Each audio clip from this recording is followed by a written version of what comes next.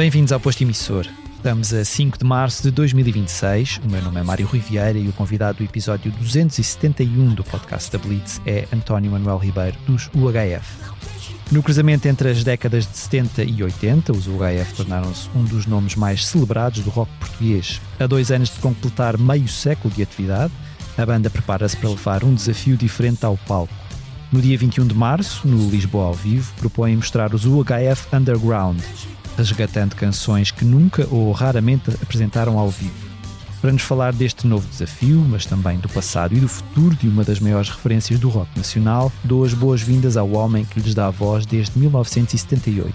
Obrigado, António Manuel Ribeiro, por teres aceitado mais uma vez estar aqui neste cantinho de conversa comigo. Eu é que agradeço esta oportunidade de estar a falar contigo e para todo o auditório.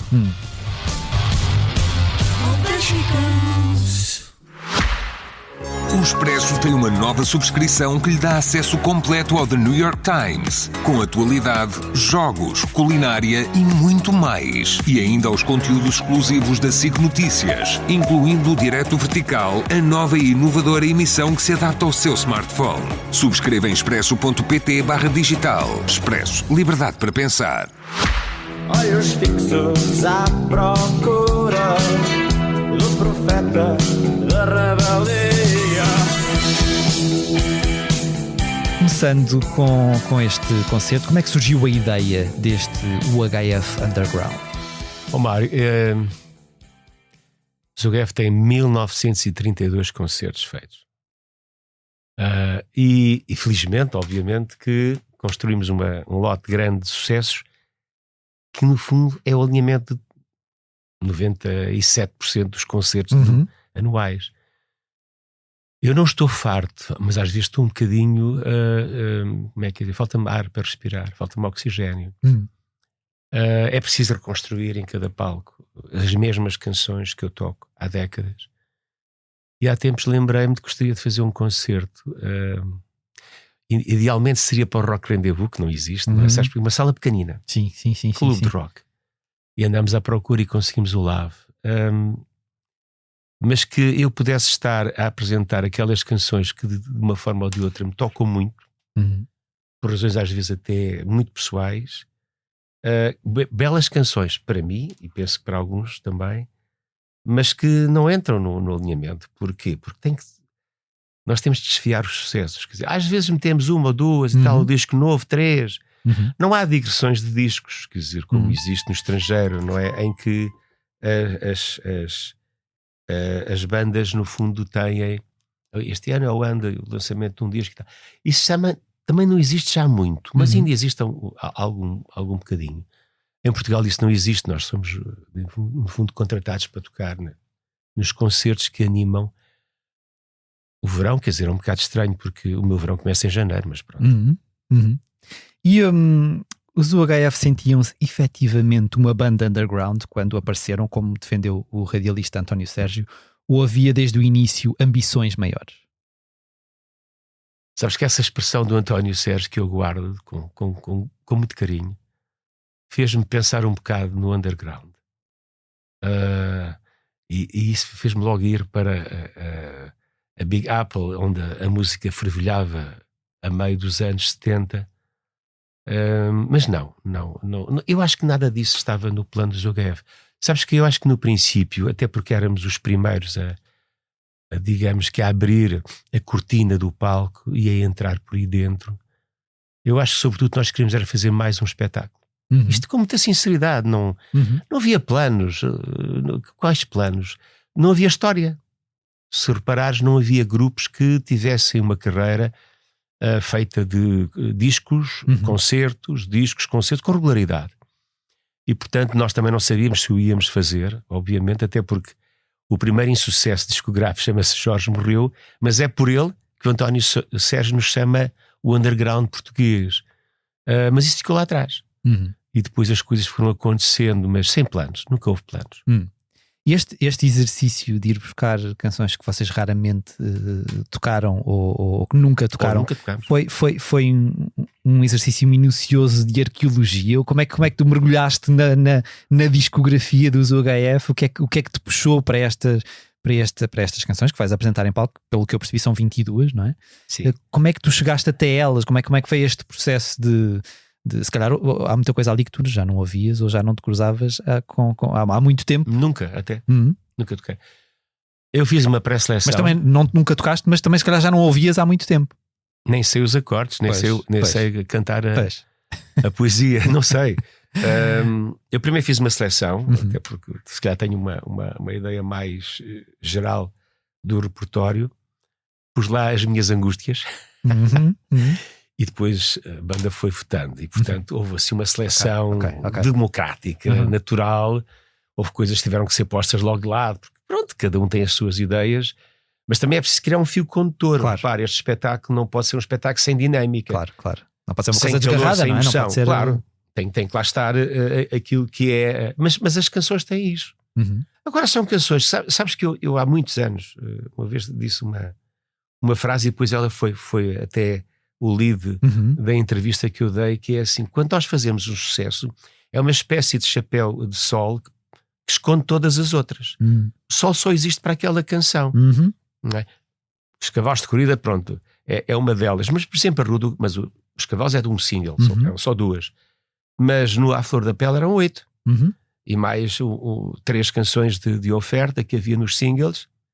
Esquece, pois, é a Rua do Carmo. É a Rua do Carmo e todas as outras, é muito bom e tal.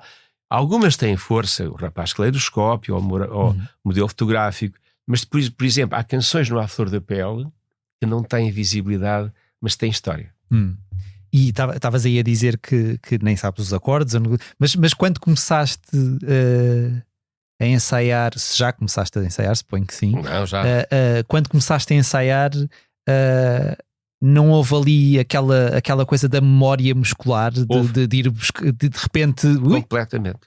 Completamente. Isso há de ter sido interessante, há de ter sido até surpreendente para ti, não é? De repente, o verso, 2 versos cantados, e de repente começa a memória a trazer-me as entoações, sim, de algumas canções. Há outras que não. Outras foram mesmo feitas, gravadas em estúdio e foram, ficaram de lado. É bonito, é muito bonito, mas não pode entrar. Até há tal história, quer dizer, normalmente o nosso repertório entra pelas 22 canções. Às vezes, porque mais um encore vão às 24, 25. E nós também estamos preparados para fazer 26 neste espetáculo. São 22 alinhadas, mas podemos ir às 26. Como é que eu ia dizer? As situações acontecem de uma forma que... eu tenho coração. E há ali canções que me tocam muito. Acho que é melhor dizer assim. Levam-te também para aquilo que tu estavas a sentir no momento em que aquela canção nasceu, a história. Há, por exemplo, canções uma carga sociológica grande. Eu sempre escrevi sobre. Eu acho que tive bons professores. A música de intervenção ensinou-me a saber usar a palavra. Não é? Não há rimanços, há histórias. No princípio houve muita dificuldade em rimar. Eu olho para trás para os meus poemas e digo, eras mesmo um aprendiz. Mas depois comecei a escrever, por exemplo, A Caçada é uma canção sociológica. O que é aquilo? Sim. A Caçada é... Eu passei por ela. Sociológica, eu ia falar dessa canção mais à frente e já lá vamos. Isto só mesmo para ficar bem assento. O alinhamento, pelo que eu li no comunicado, contará com 22 temas. Disseste aí que pode ir a mais, com A Caçada, o concerto, ou o mais recente Quer Sair Vivo. Portanto, quem for à espera de ouvir Cavalos de Corrida ou A Rua do Carmo, é melhor desenganar-se. É isso? Ou talvez haja. Mas com uma transformação. Nós estamos a guardar surpresas. Claro. Sabes, eu há quase 15 dias, estive no Algarve a trabalhar numa festa particular, de uma empresa que fez um aniversário e ofereceu, digamos, aos seus amigos, clientes, não sei, um espetáculo coletivo. Fomos nós, um tributo aos heróis do mar, uma série de coisas. E no nosso contrato havia uma cláusula que era esta: é obrigatório tocar vernáculo para um homem comum. Ok. Eu fiquei assim, e sabes o que é? Uma festa diferente, e reparei uma coisa fantástica, foi que a sala de congressos do hotel parou. Ok. Parou. Eu expliquei que ia usar mesmo vernáculo, que era uma história que tinha a ver com uma visão de Portugal, que é o Portugal comum que se fala em cada café, em cada esplanada, em cada transporte público. E no fundo eu estava ali assim, no vernáculo, eu transporto esse burburinho para o poema. E achei fantástico uma coisa. No dia a seguir o empresário ligou-me e disse-me assim: é fantástico, tu escreveste isto há 20 anos e isto não mudou nada. E portanto esse lado, por exemplo, esse lado sociológico muitas vezes fica abandonado nos discos. Claro. Eu tenho uma série de canções que no fundo refletem o nosso país, refletem a minha vivência, o estar conscientemente desperto, olhar à volta. O que acontece, claro. Olhar à volta. Claro. E agora, precisamente, voltando agora sim à Caçada, que fazia parte do Jorge Morreu, não é? Jorge Morreu do EP. É um tema sobre violência policial, no qual tu cantas sangue no Alcatrão, olhos pisados de espanto e a morte distribuída em nome do Estado. Todo este tempo depois, estes versos encontram eco, se calhar um pouco por todo o mundo, se calhar até num país em particular, não é? Mais do que outros agora, porque nós vemos a acontecer. Foi também a atualidade deste tema que te fez vontade de ir recuperá-lo? Foi. Nós temos assistido a uma violência, não vou dizer gratuita, porque as pessoas não são gratuitas. Mesmo as pessoas que erram são pessoas. E a forma como muitas vezes são tratadas. Lembras-te do que aconteceu com a revolta, quer dizer, melhor dizendo, as manifestações de rua no Irão dos estudantes, não é? Não se sabe muito bem quantos morreram, mas vão de 3 mil a 30 mil em 2 dias. Isto acontece no século XXI, ano 2025. Não me venham com historinhas de coisas de religião, etc. Isto é banditismo do Estado. É o Estado que promove esse banditismo. Nós tivemos cá o mesmo. Antes de 25 de Abril, as poucas manifestações de rua eram, obviamente, corridas com cacete, pelo menos, e com prisões aqui bem perto da SIC. Fora as pessoas que morreram e fora as pessoas que eram torturadas, porque havia tortura nas prisões portuguesas. Mas esta caçada, sabes, aconteceu comigo, quer dizer, eu passei por ela. Eu fui de táxi até Cascais na altura para ver um concerto no Dramático. E havia ali uma certa... Eu estava meio engripado, mas não queria perder o concerto. Acho que era da Lana Lovitch. Lana Lovitch. Eu sei que era uma cantora britânica. Tinha um bilhete e então eu fui, comboio, depois fui de táxi. E o homem chegou à frente do Hotel Bahia e disse: olha, isto está aqui uma confusão, isto é ali em cima, você importa-se de ficar aqui? Está bem. Saí, fiz ali a marginal e comecei a subir ali a juntar a Fortaleza. Vejo uma carga de polícia. Repara, isto foi para aí em 78, princípio 79. O que é que acontece? Não tinha havido concertos em Portugal durante muitos anos. Eram os primeiros concertos. Tinham recomeçado com os Genesis e depois começaram a haver concertos um bocadinho mais regularmente. E as pessoas queriam todas. Mas o Dramático só tinha 5 ou 6 mil lugares, não é? E já estavam 5 ou 6 mil cá fora. A polícia começou a carregar. Eu olhei para aquilo e fiquei estático no meio da subida. E tive um momento de reflexo, que tirei o bilhete. Eu tirei o bilhete para o ar. E ele assim, e eles passavam, autênticas máquinas, e eu, passe. E eu passei. Sempre com o bilhete na mão. Com o bilhete na mão. E não levei, mas estava toda a gente a levar com o cacete, a ser maltratados, e isso fez-me muita confusão mesmo. No Portugal já, em liberdade. Isso é uma imagem que te fica gravada na memória, certamente, para sempre, não é? Passar para ali. Sempre, para sempre. Regressando um pouco ainda mais atrás, a 1978, o ano de nascimento dos UHF, o vosso primeiro concerto foi, salvo erro, numa escola secundária de Almada, ou não? Não. O nosso primeiro concerto, eu não tenho a data certa. Nós consideramos o 18 de novembro na Browns, discoteca Browns, mas cerca de 8 a 15 dias antes, nós demos o tal concerto onde conhecemos o António Sérgio, que me fez tremer as pernas, porque ele era o homem que nos divulgava tudo e estava ali perante mim. Ele foi ver mais a Cristina ao espetáculo no Bar E. O Bar E era uma cave que havia num prédio à saída do Hospital dos Capuchos. Tens ali aquele jardinzinho, umas escadinhas, e hoje me lembro disto tudo, nós foi mágico. Nós e os Faíscas. Mais tarde era o corpo diplomático, não é? Aliás, o corpo diplomático é que deu os Faíscas, assim é que é. Se não estou a ir, acho que é assim. e depois os Heróis do Mar com o Pedro Aires e já o Paulo Pedro Gonçalves. E fomos lá tocar numa tarde para uma inteligência cultural de Lisboa. Que me fez tremer, muito mesmo. E essa recordação desse nervosismo é aquilo que tu... Eu guardo, sabes porquê? Porque eu durante anos e anos, muitos anos, vivia aterrorizado pelo camarim. Ok. Eu estou-me a lembrar dos concertos do UHF nas primeiras espaços internacionais. Começámos logo em 79 com o Dr. Feelgood.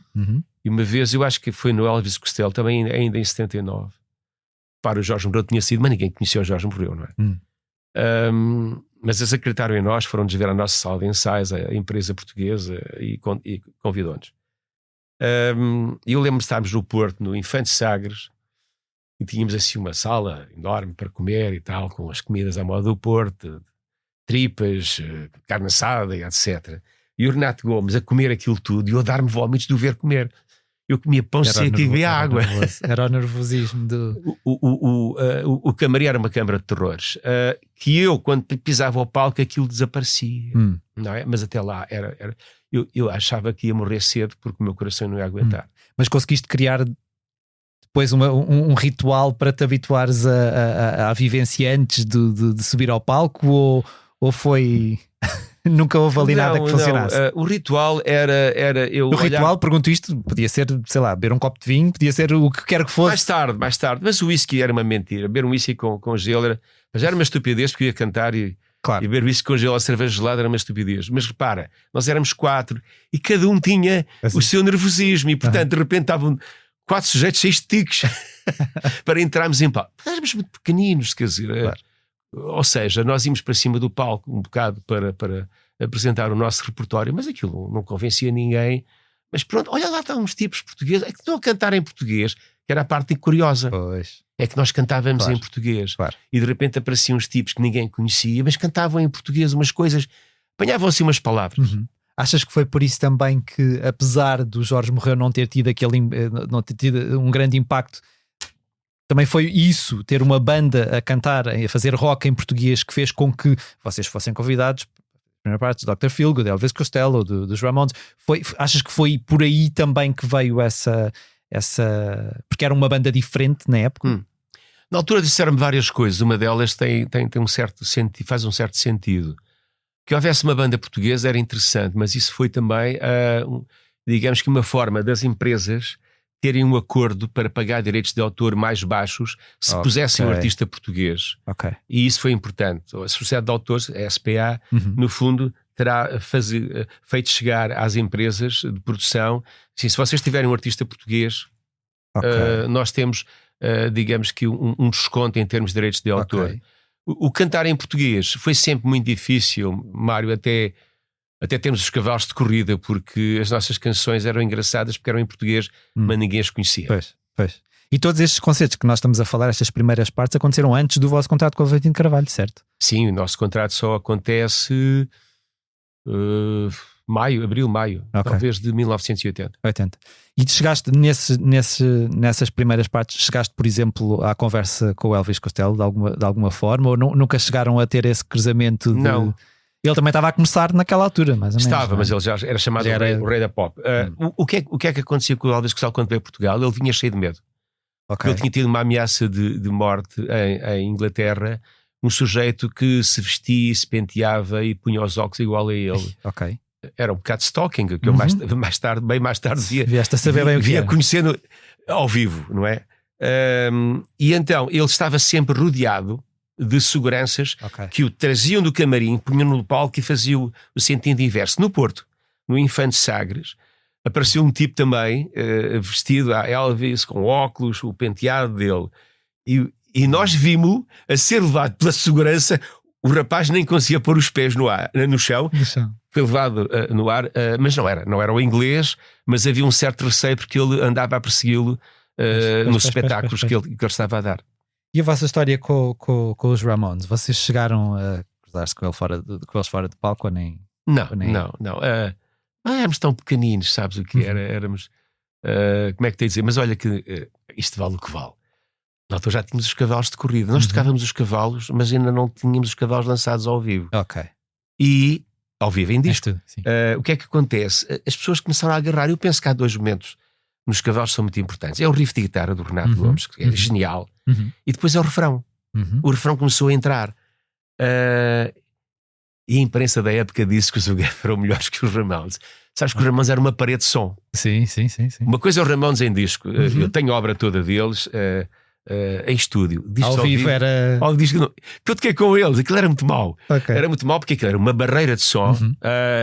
E o Joe ia cantar. Sabes que o Joe era meio invisual. Ele tinha que ser levado para o palco, tinha que ser colocado à frente. Ele estava também a ficar surdo, tinha uns monitores brutais. Ele era horrível o som, pelo poder que tinha. E até ele era posto ali, ficava ali agarrado ao microfone e não saía dali. Aquela posição, perna para a frente, perna para trás, perna para a frente, e depois mudava. Ténis, jeans, blusão de cabedal. Era a construção toda, era fantástico, porque a juventude revia-se naquilo. Aquilo era a nossa primeira, como é que dizer, a nossa primeira grande onda de libertação pós 25 de Abril. Aquela geração do pós 25 de Abril da minha idade estava à espera de que houvesse alguma coisa que extravasasse, não é? Completamente. Eu digo que nessas primeiras partes que vocês fizeram no concertos deles, foi no Porto e em Cascais, vocês não tinham carta de condução, não é? Puseram-vos num Mini com um motorista. Não puseram, era o que nós tínhamos. Era o que vocês tinham.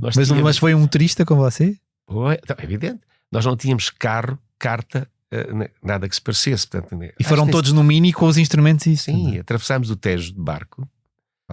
Fomos até... Na altura havia o Banco Comercial, Banco Espírito Santo e Comercial de Lisboa, na Avenida da Liberdade, lembras-te? À esquerda. Acho que ainda é sede do novo banco. Sim. Tínhamos um amigo nosso que era bancário e tinha um Mini pequenino, dos antigos, não é de agora. E então ele é que conduzia, não é? O HF4 e 2 guitarras no Mini para Cascais. Aliás, a canção Cascais 79 do disco sim. Fala nisso mesmo, quer dizer, nem que fôssemos a pé. Fomos no Mini, mas nós íamos lá de certeza. Mas se não fosse o Mini, íamos de comboio, naturalmente. Eu li isto e é engraçado porque há pouco falavas disto dos royalties, e eu li que o contrato que vocês fizeram com a Valentim de Carvalho até vos rendia royalties um bocadinho acima da média para a altura. Isto é verdade? É verdade. E foi uma negociação com palavras fortes? Como é que isso foram vocês que fizeram valer-se de alguma maneira, ou foi a própria Valentim de Carvalho que achou que vocês eram uma aposta e queria segurar-vos? Queria-nos segurar. Achas que nós tínhamos capacidade de fazer não sei. Negociação? Eu não percebi nada do assunto, não é? Repara que eu lembro da história porque foi o Luís António Vita, que foi um amigo meu brasileiro, já não está entre nós, e que trabalhava na altura na ANOP, mais tarde Lusa, escrevia para jornais de música. E ele era uma espécie de assistente, não sei, de comunicação das empresas de som, e começou a gostar de nós, e começou a aparecer, e aos espetáculos, e juntávamos à noite no Snob para conversar muito. E ele é que nos levou lá à maquete. E a maquete chegou lá em janeiro, já tinha os cavalos de corrida, um bocadinho lentos, mas já lá estavam, e foi recusado. E o Luís Vita queria que nós voltássemos a fazer remisturas. Nós não tínhamos dinheiro para isso, porque na altura não havia estúdios como há hoje, não é? Claro. Nós gravámos aquilo do estúdio profissional. Nem capacidade de fazer em casa como há hoje, disso, não é? E não havia dinheiro para voltar. Claro. Mas faça lá uma remistura. Dizia, Luís, nós não temos hipótese. E depois aquilo voltou lá. Então, olha, eu vou ter uma reunião, traga lá com o Nuno Rodrigues, que era o AR da Valentim. E fomos lá a uma reunião, fui eu e o Vita, e nós estivemos na reunião. Eu lembro perfeitamente de estar a olhar para a Rua Nova da Almada, onde o Nuno tinha o escritório dele, e o Nuno falava, e há uma altura que o Luís Vita vai-se embora. E eu fiquei a falar, a ouvir. Passado um bocado aparece o Luís Vita com o rapazinho magro. E diz o rapazinho magro para o Nuno: olha, assina, são 5 anos. E eu não sabia que era o Francisco Vasconcelos. Sim. Na altura o chefe digamos, operacional da Valentim de Carvalho. Foi assim, sabes? Nós não negociámos nada. Não tínhamos poder para isso. O que veio foi que vocês aceitaram e foi bom, não é? E foi bom. Não. Valentim de Carvalho, EMI, não se esqueças, e EMI também por trás, não é? O facto de vocês terem atuado em 1980 na campanha eleitoral da APU, a coligação que depois deu origem à CDU, marcou-vos de alguma forma aos olhos do público? Tu sentiste que os UHF foram conotados logo à partida como uma banda de esquerda e eram vistos, se calhar, por um lado com bons olhos e por outro lado com maus olhos? Ou não sentiste isso? Não senti. Senti uma coisa que foi... o que na altura os políticos fizeram foi ir buscar a banda que estava a dar. E vamos ser sinceros e concretos, não é? E portanto, bastas vezes me propuseram para assinar pelo partido. Eu disse: não, desculpem lá, mas eu sou independente. Ficavam assim com uma cara um bocado estranha. Mas não, basicamente o que eu senti nisso mais tarde foi que nós atraíamos as pessoas. Eu posso-te contar uma história que nos aconteceu em Évora. Foi em Évora. A ver se era Évora Beja, não, foi em Évora. Nós tivemos uma festa lá, portanto, da juventude, num pavilhão, e havia mais, na altura, se calhar estávamos em campanha política, legislativa, por aí, e havia outra festa, eu penso que era da juventude centrista. Em 87, tu também escreveste uma canção para a campanha do Vítor Constância, não foi do PS? A pedido do António Guterres escrevi. Ok, a pedido do António Guterres. A minha primeira. Ok. Mas... havia uma festa noutro local de Évora. Eu penso que era a juventude centrista, porque na altura os jovens, e não só jovens, usavam sempre aqueles autocolantes que se punham nos blusões, nos casacos, nas camisolas e tal. E nós tocámos 1 hora e tal, e acabou o espetáculo. E estamos no camarim, e entra lá um dos organizadores e diz: epá, vocês têm que voltar, porque a malta do comício das juventudes está a vir para o nosso, vocês estão cá. E então devemos voltar ao palco para tocar mais umas canções, porque de repente, não sei se estás a ver, quer dizer, havia uma grande ingenuidade, não digamos que os extremismos que hoje existem, não é? Quer dizer, com linhas vermelhas brutais e insultos de todo lado. A juventude estava ali, era para se divertir com o rock português. E isto aconteceu ainda antes de o disco dos Cavalos estarem editados. Os Cavalos foram gravados logo, em maio talvez, mas só foram editados em outubro. Durante o verão não se editavam discos na altura, porque era chamado vinil e portanto não se editava. E foi isso que aconteceu. Mas a conotação política na altura talvez tenha havido alguma, mas eu nunca liguei muito a isso, porque sempre tive a minha linha independente e continuei sempre e nunca tive ligado a nenhum partido. E como é que tu, nunca tendo sido filiado ou ligado a nenhum partido, como é que tu vês hoje em dia aquilo que parece ser não só uma crise democrática, se calhar a nível global, não é? Como até se calhar, independentemente de sermos de esquerda ou de direita, ou quer que seja, ver que se calhar um dos lados da balança está a passar uma fase mais complicada. Como é que tu vês isto no futuro, não é? Como é que porque a dada altura, quando as coisas pendem de uma forma mais direta para um lado, se calhar o que sofre acima de tudo é um projeto democrático, não é? Projeto democrático onde caibamos todos. Claro. Não queremos voltar a ter polícia política, não queremos voltar a ter censura, não quero voltar a ter tortura, prisões sem culpa formada, porque era isso que acontecia. E as pessoas que, se não conhecem a história, é melhor lerem alguma coisa alguma não, felizmente muita coisa está publicada. Eu acho que algumas soluções, é tal história que nós falamos em esquerda e direita, mas existem neste momento campos que se interligam e que nem são a esquerda nem são a direita e de repente são todos populistas, por exemplo, à procura de sucesso. Eu acho que muitas das fórmulas clássicas de propaganda ideológica estão gastas. E as novas gerações, por exemplo, vamos falar de um caso concreto, e eu não quero ofender ninguém, mas na minha zona, portanto, eu vivo a minha freguesia chama-se Charneca de Caprica, eu vivo na Aroeira, e em cada esquina, ou nas rotundas, agora há muitas rotundas, tens cartazes ainda da campanha presidencial. E um cartaz que lá está é do António Filipe, que é uma pessoa que nós todos reconhecemos que tem um estatuto muito acima do normal. E que fez um trabalho político. E de repente, se calhar só eles é que não perceberam que as pessoas não ligavam à situação. O slogan diz lá por abril. O que é que hoje um cidadão ou cidadã que tenha menos de 60, eu vou ser bonzinho, vou dizer 60 anos, 55, 45, 35, o que é que isto quer dizer? Nada. Por abril, ou se explica, ou se tem uma formação, ou se faz, digamos, uma catequização do que é que significa o por abril, ou as pessoas não ligam porque a revolução ficou lá atrás. Ninguém anda também a falar da tarefa que nós demos em 1385 aos espanhóis. Certo.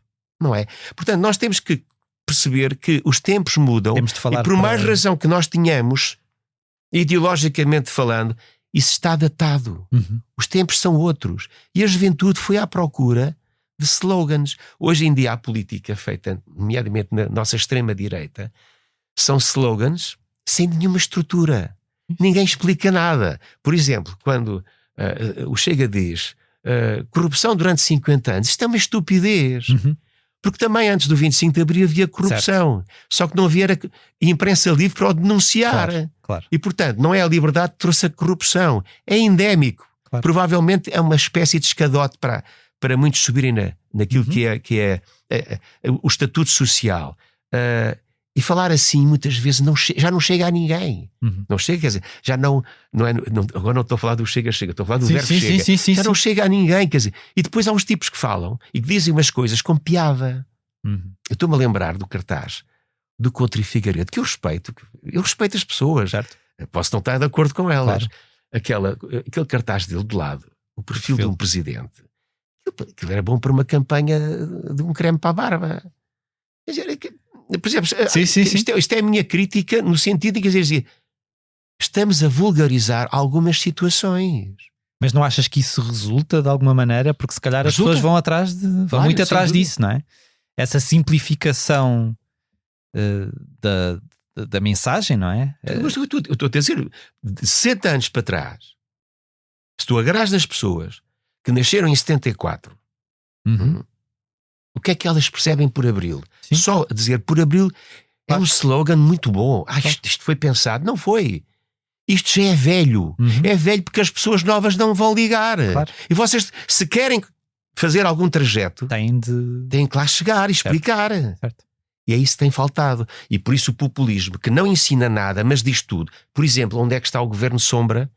Sim. Do Chega. Cada vez que há uma crise e alguém fala mais, é preciso acabar isto. Questão agora da tempestade. Alguém estava preparado.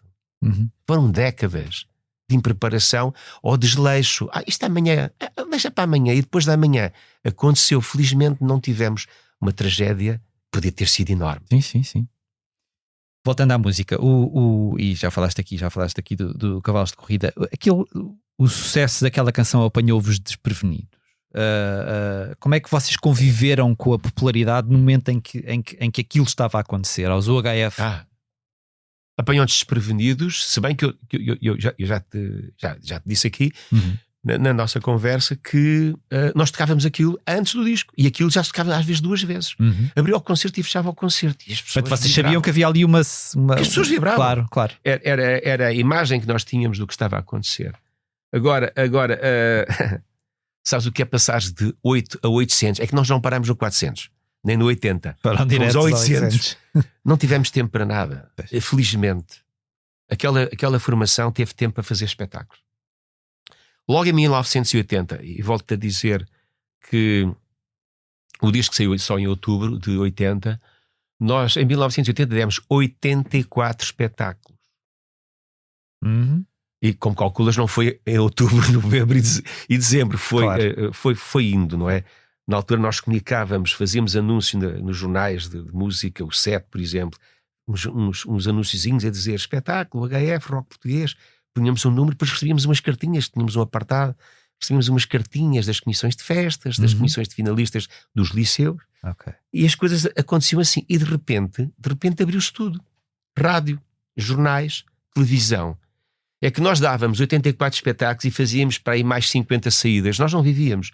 Em 1981, não sei se estás a ver o que é que se passou.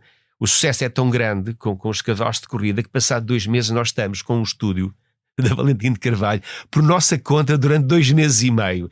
E diz o Francisco Vasconcelos e o David Ferreira: gravem o que quiserem. Façam o que quiserem. Gravem, não é? E aliás, a Rua do Carmo, que é o single, sai antes do disco, sai para aí um mês antes. E é um sucesso importantíssimo, porque configura que os UHF não são um acaso, como muitos acasos que aconteceram na altura da procura do rock português. Vamos ter rock português e tal. E portanto, eu não tenho a certeza, mas são para aí 132 espetáculos em 1981. O ano tem 365 dias. Se tu puseres pelo menos para aí mais uns 90 dias para andar para cima e para baixo, já percebeste o que é que nós fizemos? Ficámos em casa. Não ficámos. Eu não vi os meus filhos crescer. Nós estávamos a ensaiar, estávamos a gravar, estávamos a dar entrevistas, estávamos a fazer televisão, estávamos a ir para a estrada. E isto foi a nossa vida. E portanto, por isso é que eu te digo, saímos do 8 para o 800 e não parámos no 400. Não ficámos vaidosos. Isso foi fundamental. Tivemos sempre os pés no chão. Tivemos boas pessoas à nossa volta. Muito boas pessoas. A Valentim de Carvalho era uma casa com história na música portuguesa, desde o tempo do papel de música, em que não havia gravações, e as pessoas respiravam música. Havia ali uma cultura musical. Na família. A família Vasconcelos, a família de Marão Ferreira, os promotores, os técnicos. Eu aprendi tudo com o Sr. Hugo Ribeiro, que não está entre nós, que era o técnico de Amália Rodrigues, e deram-nos o técnico de Amália Rodrigues para os UHF. Tomei conta dos rapazes, dos meninos, não é? Como o Hugo me chamava, o menino. Posso tocar ali, um dia que chegaram uma série de... A Valentim Carvalho importava e representava a Yamaha Instrumentos em Portugal. Sim. E é um dia que eu chego ao estúdio e estão para aí 30 ou 40 teclados.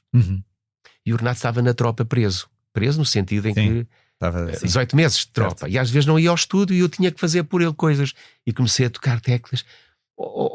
Sr. Hugo, posso ver aquele sintetizador? O menino vê o que quiser. Era assim, era fantástico, porque nós já viste umas crises, não era? Obviamente discussões, e o Hugo tinha sempre uma anedota. Vocês já sabem aquela. E amenizava logo completamente. O ambiente, não é? O astral baixava logo com o Sr. Hugo Ribeiro. E nesses tempos de estúdio vocês cruzavam-se com muitos outros artistas que passavam por ali? Como é que era aquela família que tu estavas a falar? Era saudável também esse convívio com outros artistas? Eu vou-te contar um dia um susto que apanhei, está bem? Ok. Em 82. Mas sim, nomeadamente na altura, Marco Paulo, o Coiso, que também já não está entre nós, do playback, o autor do playback, Carlos Paião. Havia uma série deles que estavam connosco, o João Branco também estava lá, o Vicente, eu já tinha saído, os José já tinham saído da Valentim, mas apanhámos muita gente, Paulo de Carvalho, sei lá, gente que no fundo tinham um lugar muito importante na música portuguesa. Um dia, em 1982, estávamos a gravar o álbum Estou de Passagem. Tinha vindo finalmente uma mesa computurizada e a Valentim Carvalho assim, olha, vocês vão gravar o que quiserem, que é para o técnico, que era o Tó Pinheiro da Silva, e vocês ganharem, digamos que a nova forma de trabalhar. Ok. E há um dia que eu estou a gravar uma canção lá no estúdio, estou ao fundo, não é? Sabes o que é o aquário, que é o vidro que separa da sala da Regi, porque o estúdio era enorme, não se vê muito bem quem lá está dentro. E a Amália Rodrigues, nessa fase, andava a gravar canções, fados, o que lhe apetecesse. Ela tinha um dia por semana, penso que era à quinta-feira, em que às 6 horas tinha tudo de se ir embora, porque ela entrava com o seu séquito e gravava, não gravava, estava lá, pronto, era assim. E há um dia que a Amália, uma quinta-feira, chega mais cedo e eu estou a gravar, e às vezes nós mandamos uma bujarda, mandamos entre nós, aquelas coisas que saem, o vernáculo que às vezes sai. Eu estava a gravar uma canção, não sei qual era, e a senhora Amália entrou, mas eu não sabia. Eu acabei a gravação, eu reparei que estavam todos a falar muito pouco comigo. Bem, então está bom, está, podes vir. E eu fui para o estúdio, entrei no estúdio, vejo a Amália Rodrigues e o seu séquito e fiquei petrificado. Sabes o que é? Porque o senhor Hugo Ribeiro disse, quando a Amália entrou, disse, olha, nós estamos a gravar, mas podemos acabar. E a Amália disse, não acaba nada. Eu estou até a gostar de ouvir, não percebo o que é que ele está a cantar, mas estou a gostar de ouvir cantar. Portanto, este foi o meu encontro com a Amália, com a nossa diva, Amália Rodrigues. Mário, As minhas perninhas, não é? Quer dizer, o meu estômago. E conseguiste dizer alguma coisa? Ou... Não disse nada, disse só, cumprimentei a Amália Rodrigues e ela ficou na boa, quer dizer, não disse, não senhora, não, o estúdio acabou por hoje, eu queria me ir embora. Não é? Estava a Maluda, vinha a Maluda sempre, a pintora, que era um bocado a amiga dela e vinham para o estúdio, e portanto estás a ver o que é conhecer a Amália Rodrigues desta forma. Foi... Aguentei, o coração aguentou. Há quanto tempo é que não ouves o vosso álbum de estreia, A Flor da Pele? Na íntegra? Há muito. Há muito. Por acaso agora tenho ouvido. Porque muito provavelmente há 2 canções escondidas de lá que vão... Muito provavelmente não, é provável. É mais do que provável. E o que é que tu, ao olhar, ao escutar aquele primeiro sintoma do UHF, o que é que te salta mais à vista? O que é que tu... Éramos atrevidos. Éramos atrevidos, tínhamos convicção, escrevíamos muitas canções, passávamos a vida juntos, todos os dias. Portanto, havia digamos que uma espécie de família que se juntava na sala de ensaio e depois almoçava junto, voltava para a sala de ensaio, ensaiava, não ensaiava, mas estávamos juntos, sabes o que é? E isso dava-nos um espírito, um corpo muito forte. O que eu sinto naquele disco é que nós gravámos com as condições que os Beatles também gravaram. E o senhor Hugo Ribeiro, que tinha feito um estágio no Abbey Road Studios de Londres, fazia magia. Nós tínhamos poucas pistas para aquilo que hoje, no mundo digital, nós temos as pistas que queremos, claro. Não é? E nós não tínhamos que fazer muitas vezes misturas, por exemplo, da bateria baixo, e ele tinha essa sabedoria toda.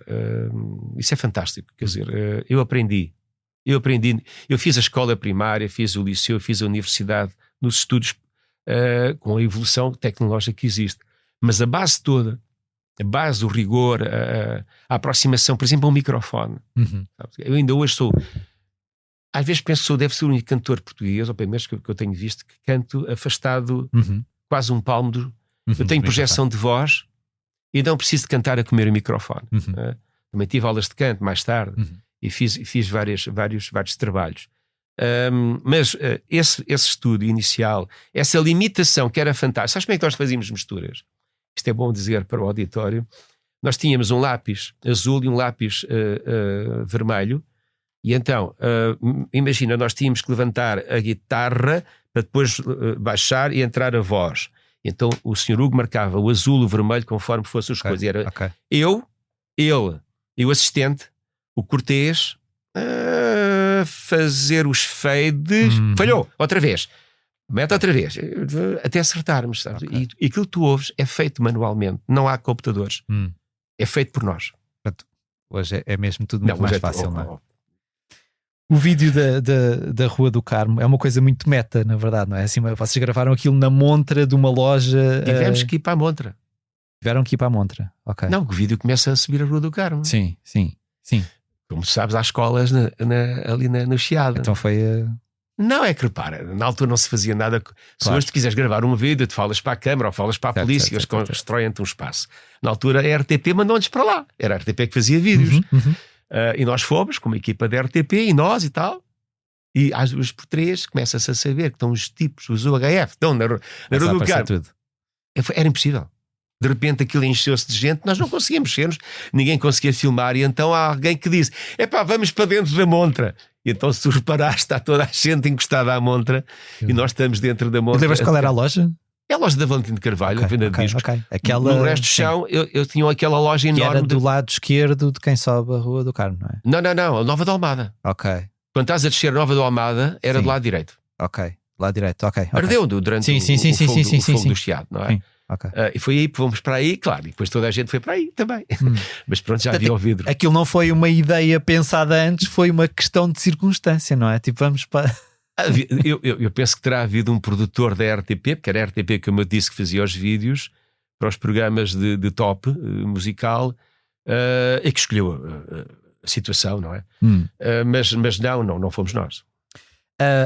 As mudanças na formação do HF a dado momento tornaram-se uma constante. Eu estava ali na Enciclopédia da Música Portuguesa a ler a vossa entrada e tipo, entra, sai um, entra outro. Tu ainda mantens relação com os músicos com os quais desenhaste os UHF, ou essa relação foi tendo altos e baixos ao longo das décadas? Houve algum afastamento, penso que houve alguma amargura. Eu não sei tudo. Há uns anos eu e o Pérez e o Renato tínhamos jantares, fazíamos, mas depois deixámos de o fazer. Mas eu dou-me bem com o Pérez, dou-me bem com o Renato, menos com o Zé Carvalho. Com o Renato falamos regularmente ao telefone. Eu já toquei com eles todos, inclusive o álbum ao vivo Julho 13, em 1990, eu consegui juntar a primeira formação, 3 canções. Eu acho que houve sobretudo, a amargura que eu te falei é que eles eram mais novos que eu, 4 anos e meio, sensivelmente todos eles. E é curioso, porque eu é que era o casado, tinha já 2 filhos e assumi uma vida, nem é uma carreira, a gente sabe lá se vai ter uma carreira naquele tempo, no princípio, fora de um emprego, fora da universidade. Abandonei tudo. Eu também estava no jornalismo desportivo, abandonei tudo e tinha um trabalho para sustentar a família, abandonei tudo pela música. E eles, apesar de tudo, não tiveram essa coragem. Eu, quando digo isto, é com respeito por eles. Eu sei que eles agora se juntaram há 1 ano e tal e fizeram um projeto, os 3. Às vezes tenho pena que não tenhamos mais convívio musical. E tu achas que às vezes essas coisas, porque não sei, eu acho que isto pode ser um preconceito muito grande, mas se calhar os homens não falam tanto sobre as questões ou as emoções que estão envolvidas. Não é um preconceito. E achas que se calhar cultura. Pois. E achas que se calhar é por isso que depois criam mal entendidos e que as coisas não correm da melhor maneira porque se calhar não se fala dos assuntos? Sabes que na altura eu era o único que já tinha vida própria, por exemplo, casa própria, família organizada. Eu estava em casa dos pais ainda. E aquela pressão que eu também sentia, o meu pai quando soube que eu ia deixar o trabalho e a faculdade, não me deu 2 estalos porque eu já era crescido. Mas se calhar os meus colegas não tiveram, digamos, que essa independência que eu já tinha. E houve uma altura em que tudo isto tremeu, não é? Sobretudo quando saímos da Valentim de Carvalho.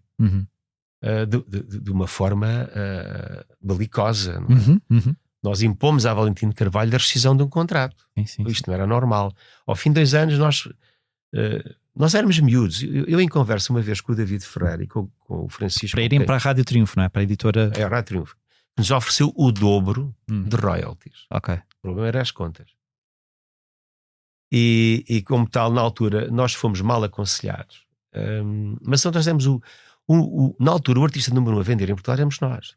E isso envaideceu-nos. E do outro lado estavam 2 rapazes, na altura como nós, o Francisco e o David, que tinham a minha idade. Eu acho que faltou nessa altura alguém mais velho. Vamos cá pôr isto na ordem.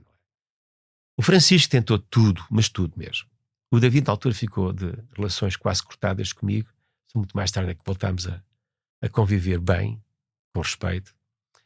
O Francisco tentou tudo para o seu F não sair da Valentim de Carvalho. E nós envaidecemos e fomos mal aconselhados. E sobretudo também aquela história, vamos ganhar o dobro. Acho que houve aí uma certa patetice. Vaidade. Chegaste até a dizer mais tarde que isso foi o maior erro do percurso dos HF, não é? Sabes, foi o maior erro, mas também é nos erros que nós aprendemos. Certo. Há dias ouvia a Presidente da Câmara de Coimbra, Ana Brunhosa, dizer uma frase que eu gostei muito: não nos mata, fortalece-nos. Eu, quando a voltar a ver, tenho que dizer, você disse uma frase fantástica. E foi o que aconteceu comigo, sabes? Porquê? Porque nós tínhamos a vida completamente facilitada na Valentim de Carvalho. Nós tínhamos as portas abertas em tudo o que era comunicação social. Nós tínhamos o respeito dos outros e até a ciumeira dos nossos colegas, a inveja dos nossos colegas, porque as coisas funcionavam muitíssimo bem. O que é que acontece? Acontece que nas dificuldades é que tu te vês. Certo. Qual é a tua integridade, a tua capacidade, a tua organização, a escrita, se ela continuará. Aquilo tremeu. Tremeu muito e tremeu financeiramente, tudo. E é aí que eu me revelei a mim próprio como capaz de orientar o projeto. Quando digo o projeto é sobretudo porque é verdade. Eu acho que toquei pai com 40 músicos até hoje, não é? Alguns, quer dizer, foi um erro completamente meu, porque também temos que falar, e há muita gente que não fala disto, e eu já fui, faço muitas conferências, e às vezes não falo disso, mas é importante. Portanto, por exemplo, a questão, eu sou músico, não preciso de drogas. Já dei muitas conferências em escolas a falar sobre isto. Eu nem sei fumar. Bebi os meus whiskies, claro que sim.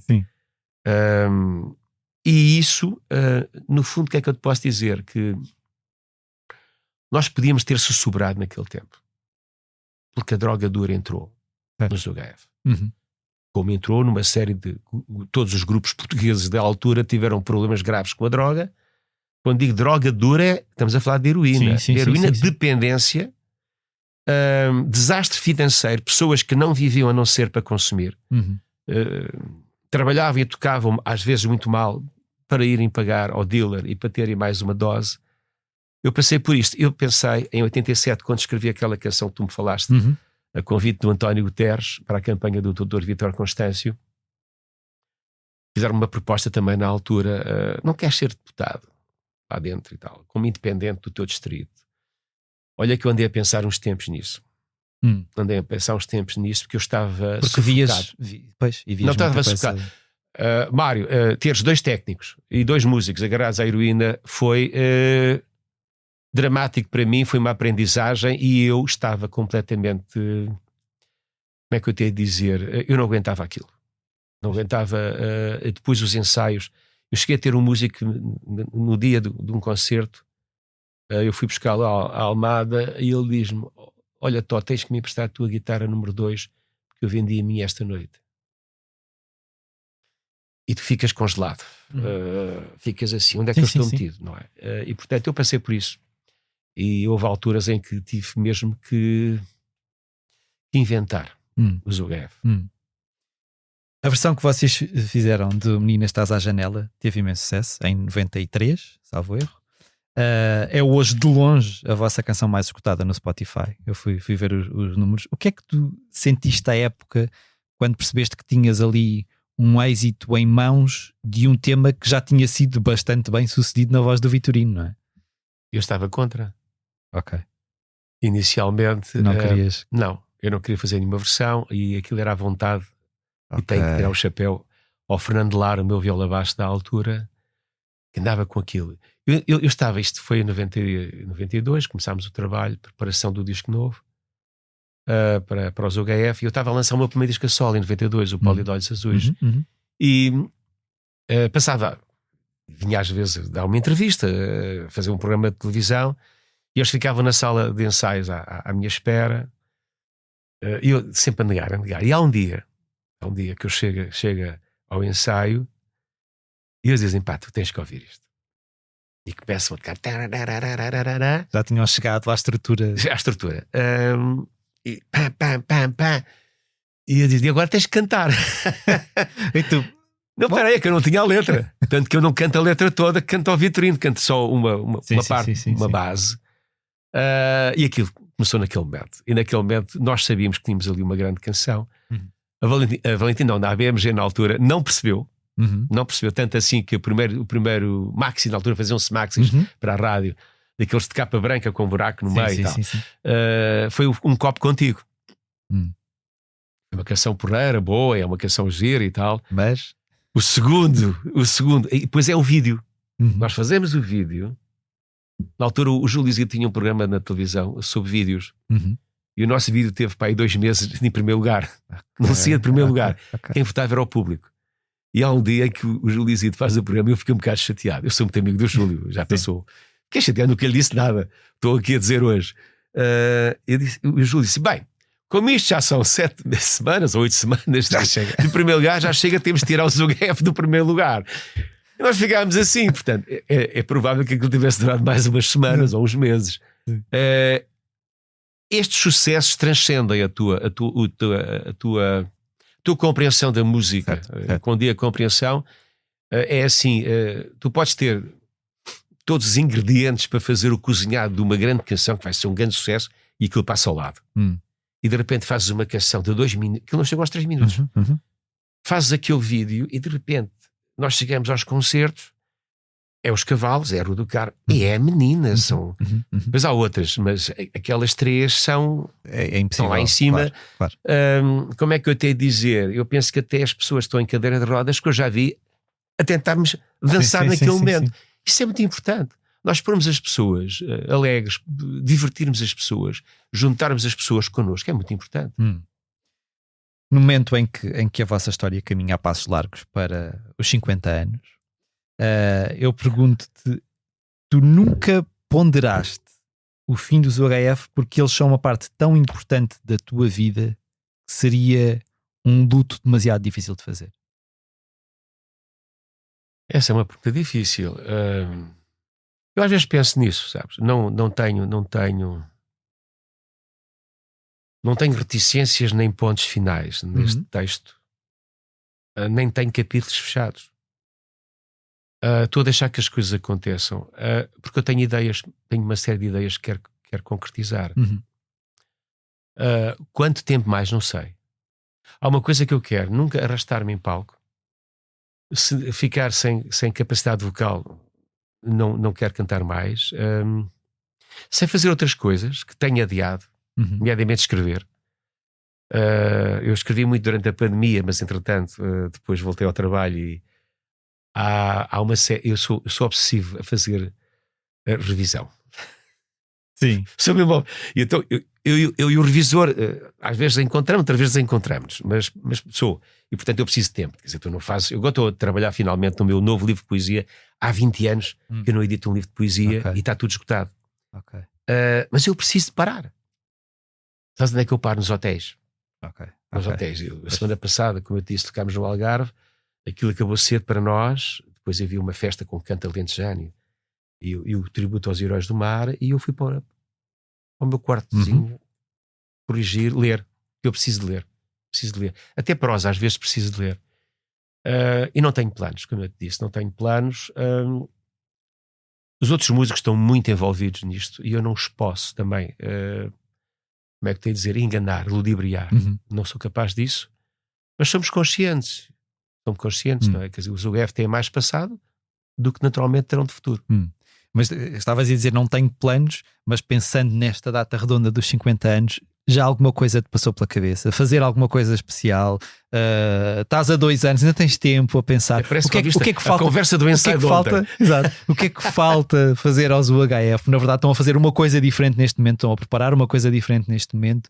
Quer dizer, eu acho que uma data tão redonda como 50 anos, mesmo que vocês não queiram fazer, as pessoas vão-vos cobrar que vocês façam alguma coisa, não é? Eu tenho um plano, mas poderá haver outro. Nós ontem tivemos um debate. Eles falam nos 50 anos, eu não falo. Não falo, quer dizer, não estou por aí. Estou focado no meu trabalho. Efetivamente, há coisas que eu tenho planeadas, eu não quero falar disso. Porque uma delas vai ser grande, vai ser muito grande. Como é que eu tenho a dizer? Eu não quero falar disso porque está... Ainda está Não, passa por um disco que está quase completamente gravado. Que eu pus de lado para fazer o lugar do rock. Paramos, agora vamos fazer este. E em 8 dias fizemos aquilo. É assim que eu gosto de trabalhar. Sabes o que é? Antigamente nós tínhamos de planear e fazer. É o ímpeto, não é? Conseguimos o estúdio, está livre, é já. Não é? E às vezes há canções que se escrevem mesmo ali assim para entrarem no estúdio. E depois eu trabalho, porque hoje em dia tens a edição digital. Eu ponho refrões, mesmo baixo, faço coisas que antigamente não se fazia. Claro. Não é? Mas alguma coisa vai acontecer. O mais do mesmo é a coisa que mais me cansa. Repara, ontem o Nuno Correia, veio lá abaixo, disse uma coisa curiosa. No nosso grupo do WhatsApp, os UGF devem ser o único grupo português, o artista português, se quiseres, o grupo artista, que tem vários formatos de espetáculo. E nisso nunca nos cansamos. Nós temos o espetáculo normal de verão, temos o espetáculo que fazemos em acústicos, em auditórios, temos o acústico de Natal, depois temos ainda, se tu quiseres, quiseres, quer dizer, porque para mim é simbólico. A Herança do Andarilho, onde nós visitámos 6 canções, 4 já estavam feitas, as 6 canções do José Afonso, que tem sido muito bom. E aí também, por exemplo, eu fiz uma coisa o ano passado fantástica. A Câmara Municipal Feira do Alentejo fez-me uma proposta, que fosse um espetáculo no auditório em que houvesse uma exposição em canções do que foi o antes, o 25 de Abril e o depois. Ok. Ou seja, começar nas canções proibidas, passares por o momento da libertação e depois a liberdade que nós assumimos, certo, sem censura, etc, etc. Deu-me um gosto, veio a minha estantezinha. Isto é uma aula, quer dizer, aquilo foi a convite da Universidade Popular de Feira do Alentejo. Eu preparei-me. Sabes o que é o desafio? Isto é um desafio. Claro. Isto é a diferença, quer dizer, foi lindo. A diretora da Radiante, o Presidente da Câmara, disse: olha, isto é contar, por exemplo, porque é que houve libertação e deixou de haver censura. O que é que era a censura, o que é que era o maltrato da cultura portuguesa, não é? De uma forma simpática. Eu não fui para lá chatear, claro. Irritar ninguém quer que fosse. Isto aconteceu. Por exemplo, falei uma coisa que eu costumo falar, não toquei a tourada do Ari dos Santos, mas do Ari e do Tordo, mas eu costumo dizer nestes momentos que é assim: a tourada, felizmente, porque o Comitê de Censura era burro, tinha pouca formação académica, não percebeu que a tourada não era no redondel. Não era literal, não é? Não era no redondel do campo pequeno, mas era sim. a sociedade portuguesa, não é? Quer dizer, felizmente, sabes que a tourada ganhou o festival em 73 e eles não perceberam porque havia canções, não é? O meu tio padrinho, que era ator, eles tinham perceberam, se calhar já havia alguém que tipo... Se calhar também havia. Falava-se na Primavera Marcelista, não sei. Mas sabes que o meu padrinho ator, eles ensaiavam durante 2 meses, 3 meses uma peça e depois havia o ensaio para a censura. E a censura podia cortar umas frases, cortava sempre. Certo. E quando cortava as frases, já percebeste o que era, depois tinhas para aí 1 ou 2 dias para conseguires voltar a encaixar os diálogos. Sim. Claro que havia a ajuda do homem que lia o texto. Naquela caixinha que havia nos teatros, lembras-te disso? Não é? Era o ponto, exatamente, faltava uma palavra, era o ponto. E isto é muito bom, o caso que é reviver sem insultar, sem ofender, só mostrar que era assim que as coisas... Sabes que um dos problemas hoje em dia é que se tu não és comunista és fascista, não é verdade. E se não és da extrema direita és comunista, não é verdade. Há um leque de proposições políticas no meio que constroem uma sociedade. Sim. Estavas há pouco a falar do livro de poesia. Tu escreveste também um livro sobre a situação de stalking de que já falaste aqui, que sofreste ao longo de uma década. No meio de toda aquela dor, tu chegaste a escrever canções sobre aquele assunto? Não. Nunca? Escrevi um poema, mas nunca, se calhar agora vai sair. Okay. Escrevi um poema revoltado. Conheces o Vernáculo para um Homem Comum? Este meu livro tem muito.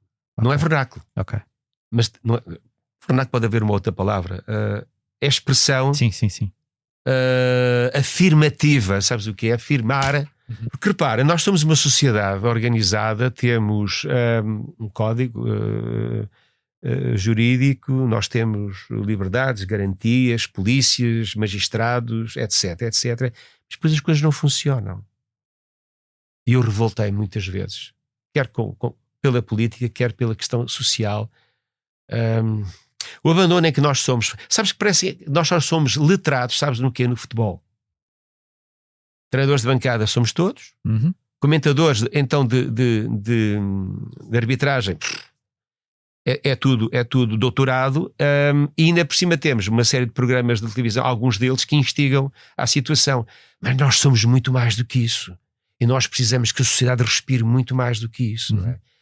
De outra forma nós definhamos e muitas vezes definhamos e depois atenção. Respire mais do que isso e que respire mesmo, porque às vezes eu acho que falta respirar. É que o populismo vai atrás. Falta respirar. Tu chegaste a falar sobre essa situação, até foste à Sorbonne deste muitas palestras sobre o assunto. Fiz um grande programa nesta casa. Sabes que eu recusei a grande reportagem.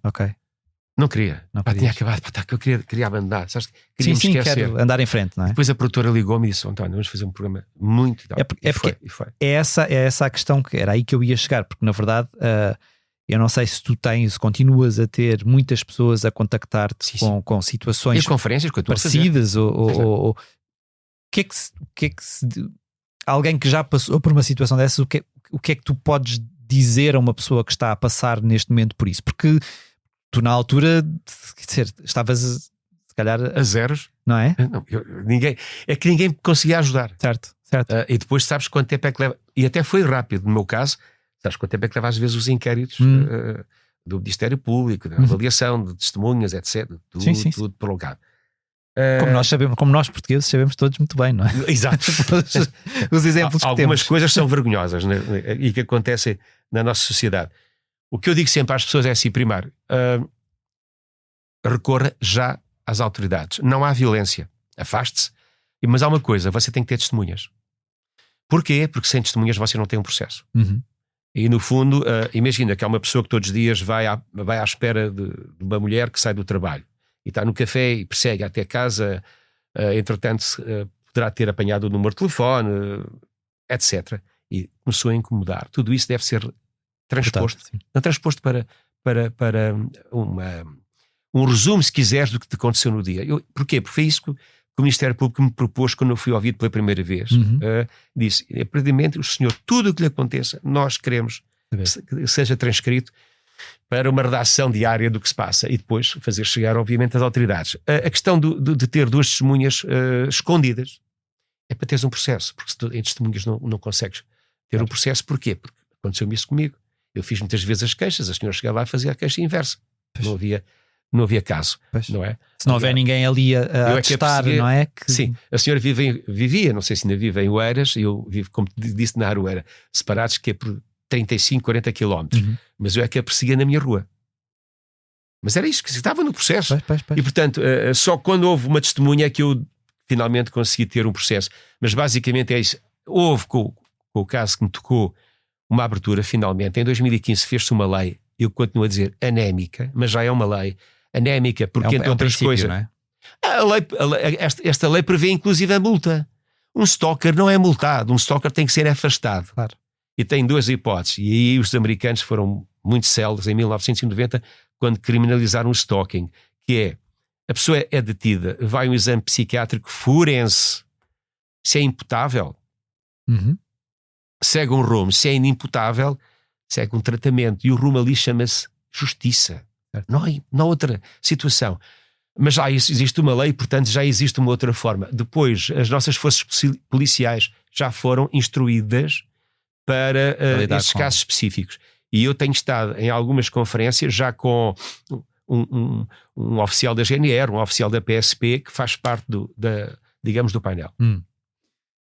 Da última vez que nós falámos neste estúdio, em 2022, tu dizias que nós olhávamos para a guerra na Ucrânia como se fosse parte de um episódio.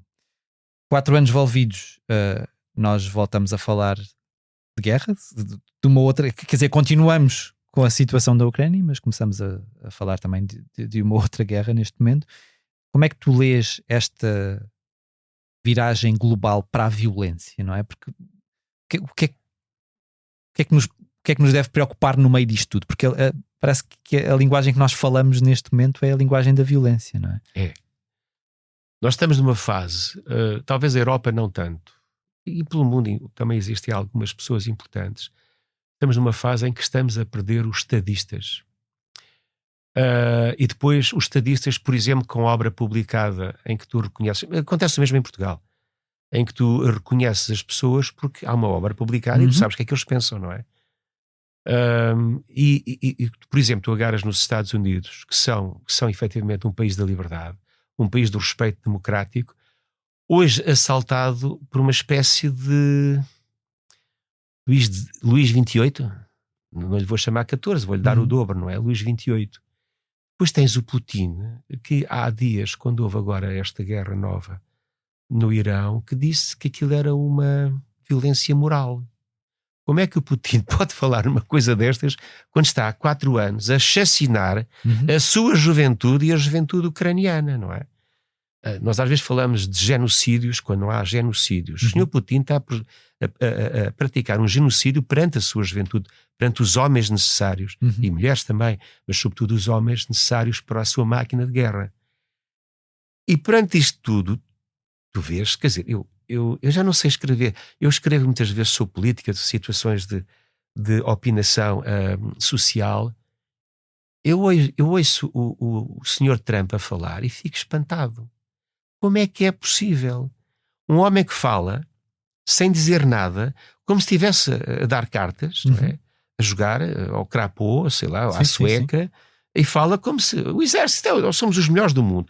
Repara que ele só fala com advérbios de modo e adjetivos. Sim. As frases não se constroem só com advérbios de modo e adjetivos. Ou tens substantivos, ou seja, a substância, ou tens um discurso oco.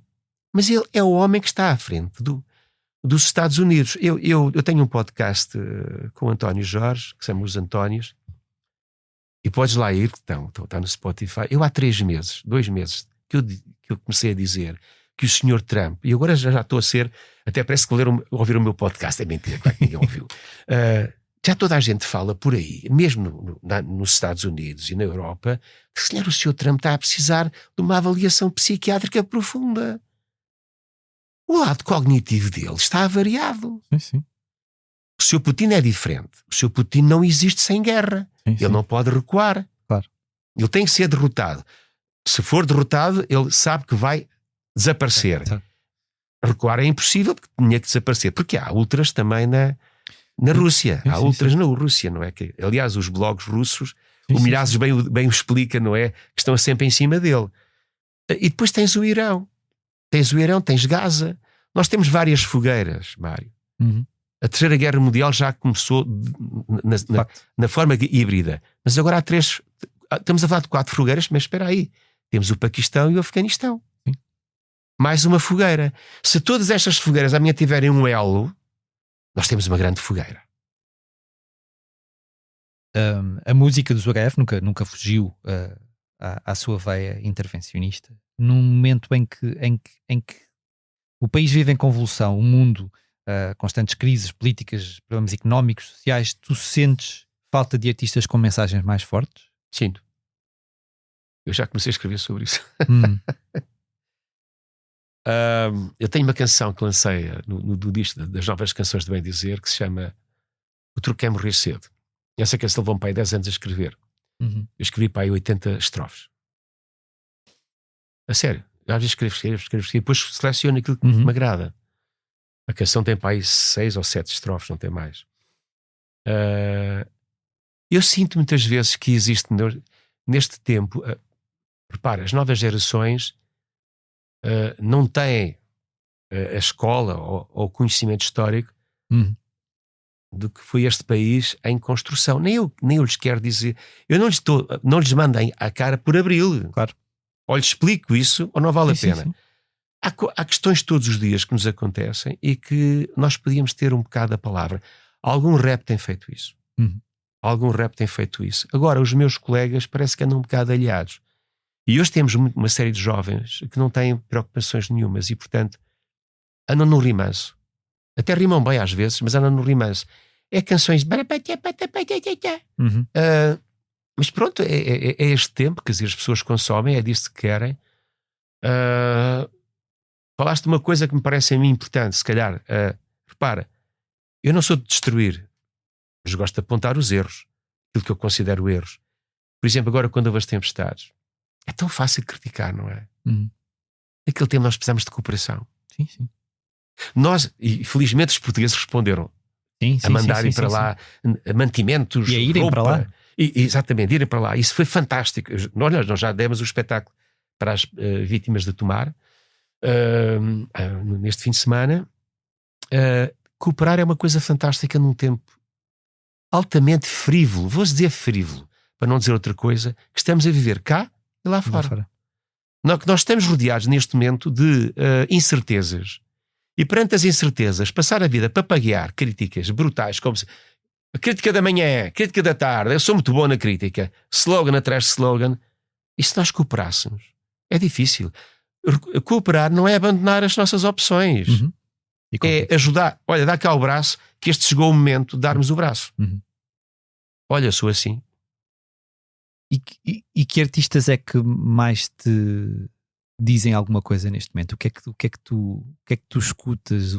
Que artistas novos é que tens descoberto nos últimos tempos? O gajo foi um que eu descobri. Eu descobri o gajo, ele que não leva mal o que eu vou dizer. Ele estava a gravar no nosso estúdio e há um dia que eu estava a chegar e eu estava ainda a acabar uma mistura. Eu estava a ouvir aquilo. O que é isto? Isto o gajo está cá a gravar e tal. Posso ouvir do princípio, só fez um tema. Já comprei o disco. Não, gostei muito. Gosto muito do coisa do Frankie Chaves. Eu gosto muito do Frankie Chaves. Já toquei com ele. Há coisas novas que me agradam muito, sabes? E eu, quando me agrada, vou logo comprar o disco. Ele fez agora este disco com o Peixe. Meu filho deu-me no Natal, porque ele sabe que eu gosto muito do Frankie. Gosto de coisas que me toquem. Sabes que a música é uma sensação. Eu não racionalizo a música. Toca-me.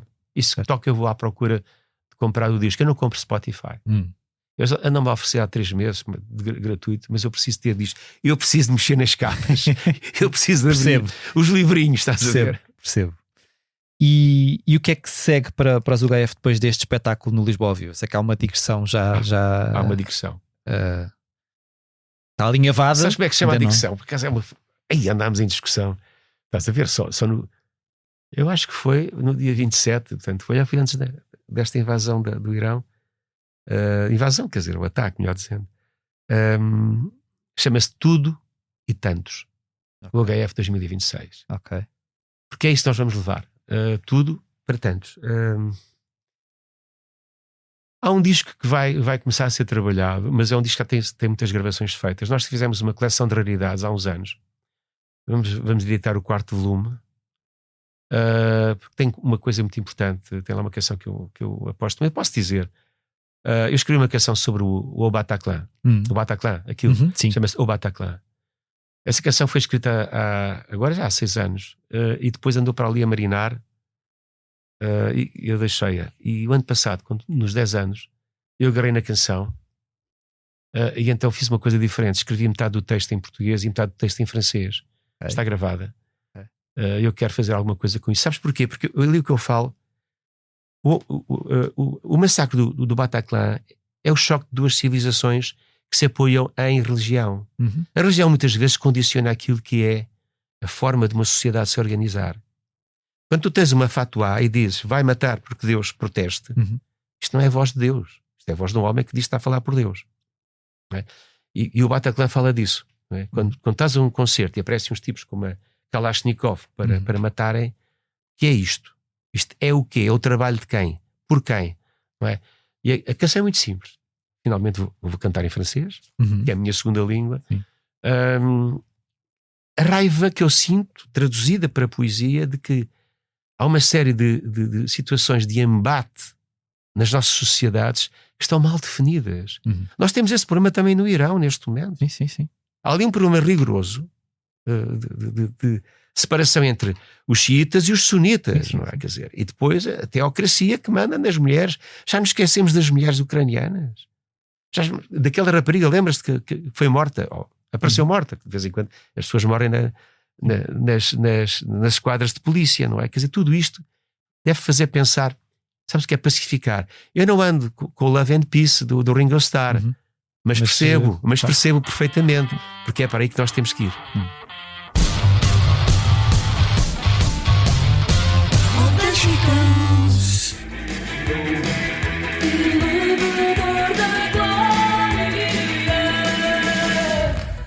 O regresso dos Rádio Macau aos palcos é uma das grandes novidades dos últimos dias. A banda de Elevador da Glória vai reunir-se para concertos nos Coliseus Lisboa e Porto, nos dias 2 e 15 de outubro, respectivamente.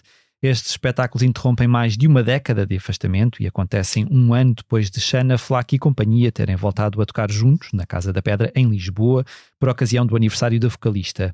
Prometem um alinhamento que atravessa várias fases do seu percurso e os bilhetes para ambos os concertos já se encontram à venda nos locais habituais. Os UHF e os Rádio Macau cruzaram-se muitas vezes na estrada, suponho. É verdade. Tu lembras-te das primeiras impressões que tiveste deles e como é que tu vês este suponho que É bom vê-los de regresso. É bom vê-los de regresso. Eu este fim de semana dei uma entrevista com 2 colegas, o João Grande e o Rui Pargal da Cunha. E sabes o que é a paz que há entre nós? Falarmos de 40 anos depois do que aconteceu lá atrás. A paz que não existia na altura? Havia muita rivalidade. Nomeadamente com os táxis. Eu costumo dizer, e o João Grande e eu rimos à brava, que eu dizia, pá, os táxis, o HF, eram uma espécie de portugueses e espanhóis. E havia um tratado de Tordesilhas. Metade do país era deles, metade do país era nosso. Em relação à Rádio Macau, eu gosto de os ver de regresso. Eu tenho que estar mais com o Alex. Como é que eu tenho a dizer? Fizeram campanhas connosco de estrada, que espetáculos. Deram vida à música portuguesa, àquela expressão de música portuguesa. A gente chamava-lhes os suburbanos, chamavam-se e tal, porque eram... Nós também éramos os suburbanos, porque nós éramos de Almada, quer dizer, então. Mas não havia nenhum núcleo em Lisboa. Havia os Heróis do Mar mais tarde, talvez os Heróis de Mar, Helena d'Água também. Tá. Era a linha de Sintra? Sim, um bocado isso. Também. E o Rádio Macau tem coisas muito importantes e, portanto, é muito bom. É a nossa história, sabes o que é? Nós temos história e eles fazem parte dessa história. O final do Festival da Canção acontece no próximo sábado. Das 10 canções a concurso, sairá a representante de Portugal na Eurovisão, que se realiza em Viena, na Áustria, em maio. No entanto, 7 dos finalistas revelaram em dezembro que, em caso de vitória, não marcarão presença no evento, em protesto pela manutenção de Israel como concorrente. Apenas André Amaro, que interpreta a canção Dá-me a Tua Mão, Bandidos do Cante, que cantam Rosa, e Sandrino, intérprete de Disposto a Tudo, não anunciaram boicote à Eurovisão. Recorde-se que a RTP garantiu a presença de Portugal no certame europeu, admitindo a possibilidade de recorrer a outros concorrentes do Festival da Canção, caso o vencedor decida não participar. Tu acompanhas o Festival da Canção? Pouco. Mas houve alguma fase da tua vida em que acompanhavas mais? Quando era jovem, o Festival da Canção era muito importante. Até 75, 76, o Festival da Canção parava o país. Certo. Isso era, aliás... E continuou, eu lembro, mesmo nos anos 80... Era um grande evento, não é? Uma das coisas ridículas hoje pode-se dizer isso, em 74, foi considerar-se o fado canção reacionária, não é? Hoje é património imaterial da humanidade, não é? A Amália sofreu um bocadinho e o Carlos Carmo ajudou bastante a tirar essa estupidez da censura, da nova censura, não é? Sim.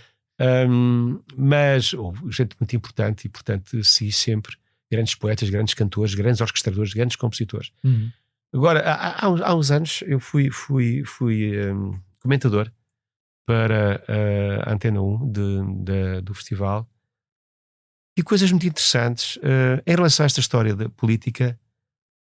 Eu percebo-os, mas não os sigo. Eu vou dizer porquê. Nós estamos a confundir o partido, no fundo, Netanyahu está coligado com os ortodoxos para ter uma maioria, a geringonça deles, não é? Sim. Não devemos confundir o partido que está no poder com Israel, com os israelitas, porque eles estão todos os dias na rua, porque é uma democracia, e estão a criticar e fazem manifestações à porta da casa do seu primeiro-ministro, e portanto nós estamos a confundir duas coisas, e a música pode unir, a música não tem que desunir.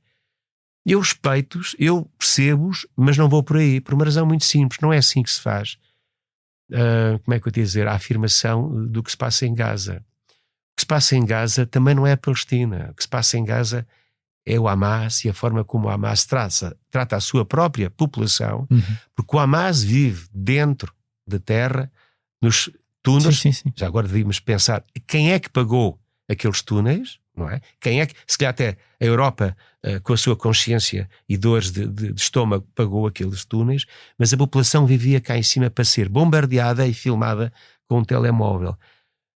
Isto não é linear, não é assim tão simples quanto isso. E portanto o Festival da Canção deixem Israel respirar um bocado, os artistas de Israel, porque eles também estão contra o seu governo. Há uma democracia a funcionar em Israel. Não há censura. Não há a falta de liberdade de imprensa. Esta é a minha posição. Não subscrevo. Respeito, mas não subscrevo.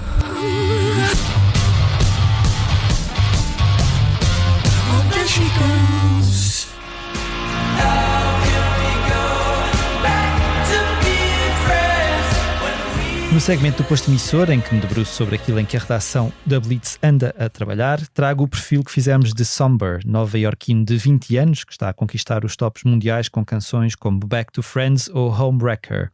A Blitz foi a Madrid assistir ao primeiro concerto do músico numa arena europeia e tentar perceber o fenómeno de popularidade que o levou a ser um dos nomeados para o prémio de melhor novo artista na edição deste ano dos Grammys. O artigo pode ser lido em exclusivo no site da Blitz. Também esta semana estivemos à conversa com Pedro Mafama, que regressou com um novo single, Gandaia, junto a Wapeti, cantora angolana que marcou o início dos Buraca Som Sistema e é uma espécie de regresso às origens no caminho para o seu próximo álbum. Segundo Mafama, Gandaia é um exercício formal que junta diferentes géneros e obedece mais ao corpo do que à cabeça. Na conversa que tivemos com ele, recordou-nos também como o seu percurso musical é indissociável do período em que trabalhou como estagiário dos Buraca. Decidi procurar alguma coisa que me inspirasse verdadeiramente e aquilo que mais me inspirava na altura e que achava que era um exemplo daquilo que queria ver a ser feito cá em Portugal eram os Buraca Som Sistema. A entrevista pode ser lida em exclusivo em blitz.pt. Sara Correia, que acaba de editar um novo álbum, intitulado Tempestade, conversou com a jornalista Lia Pereira sobre o grande momento que está a viver. A fadista que sobe ao palco da Mel Arena em Lisboa no próximo sábado para um concerto esgotado, falou sobre o facto de ter escolhido canções escritas exclusivamente por mulheres e de uma dinâmica familiar muito assente na força feminina. A minha avó teve 6 filhos, 5 dos quais são mulheres. Fui criada com essa postura de temos de ser fortes e conseguir conquistar as nossas coisas, não precisamos de homens nenhuns, assume. Na entrevista, Sara Correia fala também sobre as colaborações com Carolina Deslandes, A Garota Não ou Aldina Duarte, que marcam este novo disco, e das vozes que tem como referência de Frank Sinatra a Rosalia, passando por Tom Jobim ou Billie Eilish. Mais um exclusivo no site Blitz.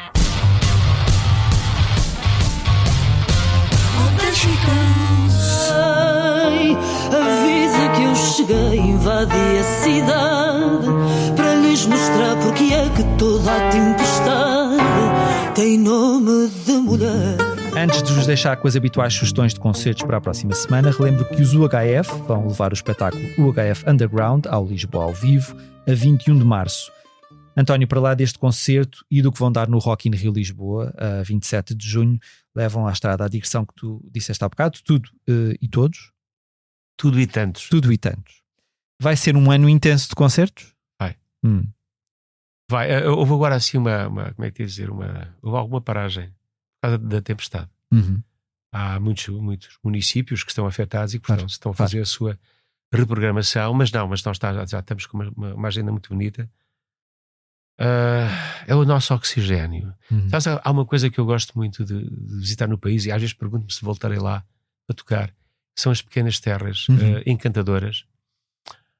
Descobris o Portugal. Eu estive em Miranda do Douro, já não ia lá há uns anos, no dia 27 de dezembro, a viagem para baixo, atravessar aquele resto de trás dos montes e depois entrar pela beira, agrada-me, sabes o que é? Respirar o nosso país, o encanto que o nosso país tem, as pessoas que nos tratam muito bem, e levar música, continuar a levar música a essas terras, é um secreto de prazer que eu tenho. Esta quinta-feira, Paulo Flores atua no Coliseu de Lisboa e os Cara de Espelho na Culturgest, também em Lisboa. Na sexta é a vez de os Gansos subirem ao palco do Coliseu de Lisboa, com os Cooks a atuarem no Campo Pequeno, igualmente em Lisboa, os vizinhos do Centro de Artes de Águeda e os 4:30 no Europarque em Santa Maria da Feira. Ainda na sexta, Bárbara Tinoco dá o primeiro de 2 concertos na Super Boca Arena, no Porto, repetindo a dose no sábado. Também no sábado, Sara Correia dá concerto na Mel Arena em Lisboa e o espaço One Stop 16, em Marvila, na capital, recebe o evento Parallel Society, com atuações de Aparat, Giles Peterson, Moses Boyd ou Code 9. No domingo, Rita Vian atua no Teatro Municipal de Caminha e os irlandeses Divine Comedy dão um concerto na Aula Magna em Lisboa. A banda de Neil Hannon sobe até ao Porto no dia seguinte para tocar na Casa da Música. Na quarta da próxima semana, a Extinto atua no Capitólio em Lisboa.